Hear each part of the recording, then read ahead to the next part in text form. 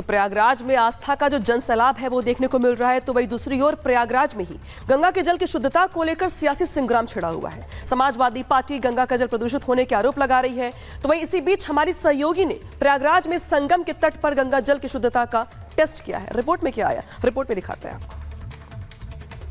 Test करते हैं कि आखिर ये पानी कैसा है, क्योंकि लगातार जो सवाल खड़े हो रहे हैं वो अपने आप में बहुत बड़ी बहस छेड़ रहा है।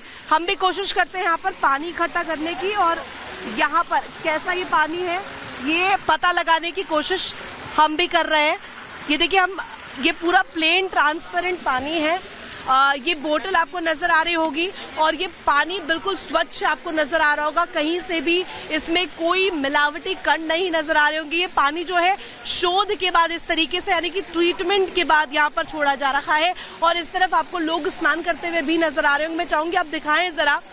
ये कहा गया कि पानी पीने योग्य नहीं है, स्नान करने योग्य नहीं है और यहाँ पर केंद्र और जो स्टेट बोर्ड्स हैं उनके बीच एक नई बहस छिड़ते हुए नजर आई थी। लगातार एक अफवाह के तौर पर इस खबर को लिया जा रहा है। लगातार हम इस पानी का बोर्ड के जरिए जिस तरीके से यहाँ पर लोग आ रहे हैं, हम खुद भी इस पानी को पीकर आपको दिखाते हैं कि कैसा ये पानी है, स्वच्छ पीने योग्य है या नहीं।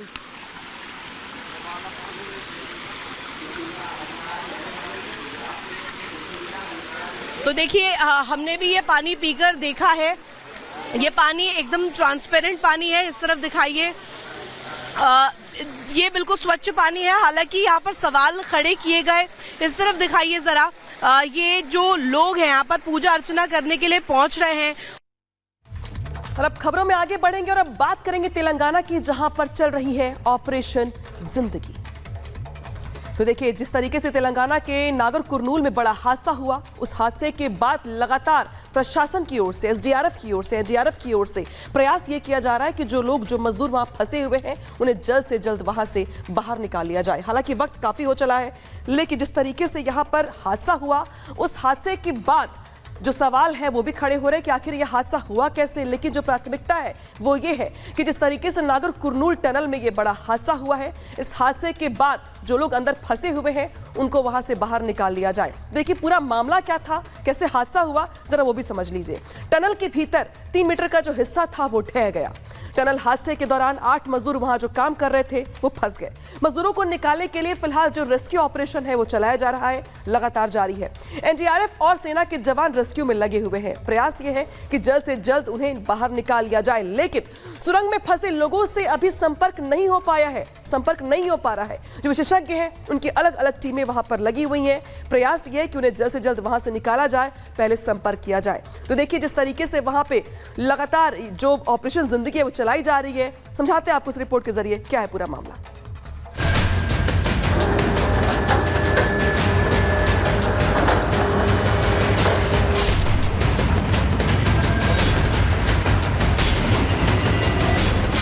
तेलंगाना के नागर कुरनूल जिले का एसएलबीसी सुरंग, जिसके अंदर फंसी हैं 8 जिंदगियां, जिन्हें बचाने के लिए चलाया जा रहा है रेस्क्यू ऑपरेशन। कल एसएलबीसी सुरंग का हिस्सा गिरने के बाद से 8 मजदूर इसके अंदर फंसे हुए हैं। एनडीआरएफ, एसडीआरएफ की टीमें मजदूरों को बाहर निकालने की कोशिश में लगी हुई हैं। 14 किलोमीटर अंदर ये टनल में जहाँ पे लीकेज प्रॉब्लम कहा गया था, तो इस वजह से वो रिपेयर काम करने के लिए वो 8 मजदूर जो है वो अंदर गए थे और उसके बाद वो वहाँ पे पानी के बहाव के वजह से और ऊपर का जो रूफ है वो जो है वो गिरने के वजह से 8 मजदूर जो है वो वहाँ इस टनल में फंस चुके हैं। और हालांकि इस वक्त NDRF teams, SDRF teams, police department और साथ ही साथ इंडियन आर्मी की टीम्स जो है वो इस वक्त यहाँ पे रेस्क्यू ऑपरेशंस कर रही है। ये रेस्क्यू ऑपरेशन इतना आसान नहीं है। रेस्क्यू टीम को तमाम चुनौतियों का सामना करना पड़ रहा है, क्योंकि सुरंग के अंदर 200 मीटर क्षेत्र में मलबा भरा हुआ है। साथ ही सुरंग के अंदर घुटने तक कीचड़ भरा हुआ है। साथ ही सुरंग के अंदर जाने का कोई रास्ता भी नजर नहीं आ रहा है। 200 मीटर का पैच और रह जाता है, जिस एरिया में पूरी तरह से डेब्री से भरा है।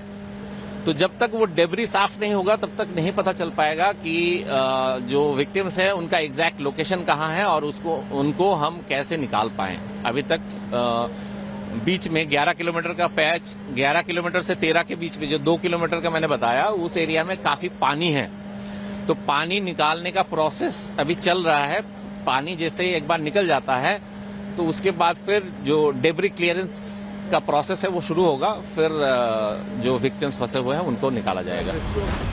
रेस्क्यू ऑपरेशन में सबसे बड़ी मुसीबत कचरा और मलबा बना हुआ है, जिसे निकालने के लिए पंप मंगाया गया है, क्योंकि जब तक पानी नहीं निकाला जाता तब तक मलबा भी नहीं हटाया जा सकता है। लेकिन घबराहट इस बात की हो रही है कि ये सुरंग 14 किलोमीटर लंबी है, लेकिन मजदूर अंदर कहां फंसे हुए हैं इस बात का भी पता नहीं चल पा रहा है। रेस्क्यू टीम ने भी जब संपर्क साधने की कोशिश की तो सुरंग के अंदर से कोई जवाब सामने नहीं आया। टीबीएम है, जो टनल बोरिंग मशीन है, उसके जो लास्ट किनारा है वहां तक हम पहुंच गए थे। वहां पे जाके हमने जो ट्रैप्ड विक्टिम्स है, ट्रैप्ड मजदूर हैं, जो वर्कर्स हैं, उनके नाम से उनको पुकारा और उनको पता करने की कोशिश किए कि वो लोग कहाँ हैं, कुछ पता चल जाए, मगर कुछ पता नहीं चल पाया। रेस्क्यू टीम का पहला मकसद सुरंग में फंसे मजदूरों की जिंदगी को बचाना है, जिसके लिए सुरंग के अंदर ऑक्सीजन की सप्लाई की जा रही है, जिससे मजदूरों को पर्याप्त ऑक्सीजन मिल सके।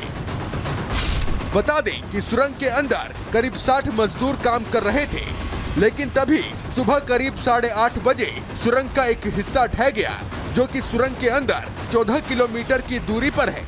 इस दौरान 52 मजदूर बाहर निकलने में सफल रहे, लेकिन 8 मजदूर अंदर फंस गए। पूरा ऑपरेशन जो है वो यहाँ पे हो रहा है ताकि वो 8 लोग जो अंदर फंसे हुए हैं, करीब 24 घंटे हो चुके हैं अभी तक, और हालांकि ऑफिशियल्स जो है वो 8 मजदूरों के साथ कम्युनिकेशन करने की कोशिश कर रही है। और साथ ही साथ अब ये भी कहा जा रहा है कि लोको ट्रेन जो यहाँ पे टनल में ऑपरेट होती है वो करीब 12 किलोमीटर तक जा पा रही है, और साथ ही साथ उसके आगे 14 किलोमीटर तक जाने के लिए 1.5 किलोमीटर का जो है वो ऑफिशियल्स और एनडीआरएफ टीम्स और ऑफिशियल्स को बाय वॉक जाना पड़ रहा है, जिन्हें बाहर निकालने की तमाम कोशिशें की जा रही हैं। खुद पीएम मोदी की हालात पर नजर बनी हुई है।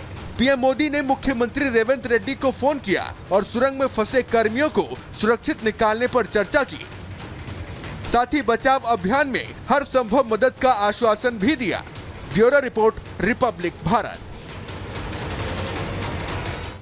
तो तेलंगाना में हादसे वाली जगह पर सेना ने किसी भी आपातकालीन स्थिति से निपटने के लिए मेडिकल कैंप लगाया है। हमारी टीम ने उस मेडिकल कैंप में भी जाके पड़ताल की है। क्या कुछ मिला है वहां पे, रिपोर्ट की जरिए दिखाते हैं।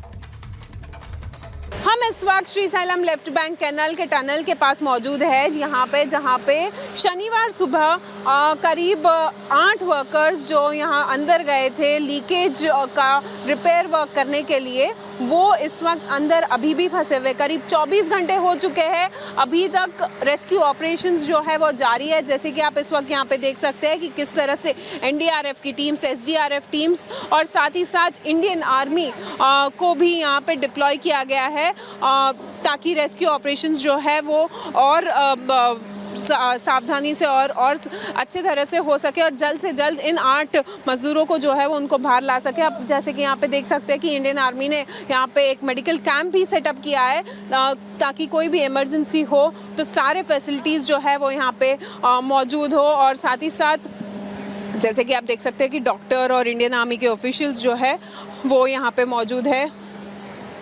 इमीडिएट इमरजेंसी के लिए जो भी चीज़ जो है वो जो भी ज़रूरत की चीज़ है वो यहाँ पे मौजूद है स्पॉट पे। और हालांकि इस वक्त भी इंडियन आर्मी ऑफिशियल्स जो है वो यहाँ पे ग्राउंड पे काम कर रहे हैं एनडीआरएफ की टीम्स, एसडीआरएफ की टीम्स के साथ। और इस वक्त हमको जो जानकारी मिल रही है ये कहा जा रहा है कि जो ऑफिशियल्स है रेस्क्यू ऑपरेशंस जो चल रहे हैं वो करीब 12 किलोमीटर तक लोको ट्रेन के थ्रू वो लोग वहाँ तक पहुँच चुके हैं। और साथ ही साथ अभी और करीब 1 से 1.5 किलोमीटर जो है वो पैदल गए हैं। हालांकि अभी तक 8 मजदूरों के साथ कोई कम्युनिकेशन नहीं हो पाया है और ऑफिशियल्स जो है वो कह रहे हैं कि जल्द से जल्द उन लोगों को बाहर लाने की कोशिश जारी है।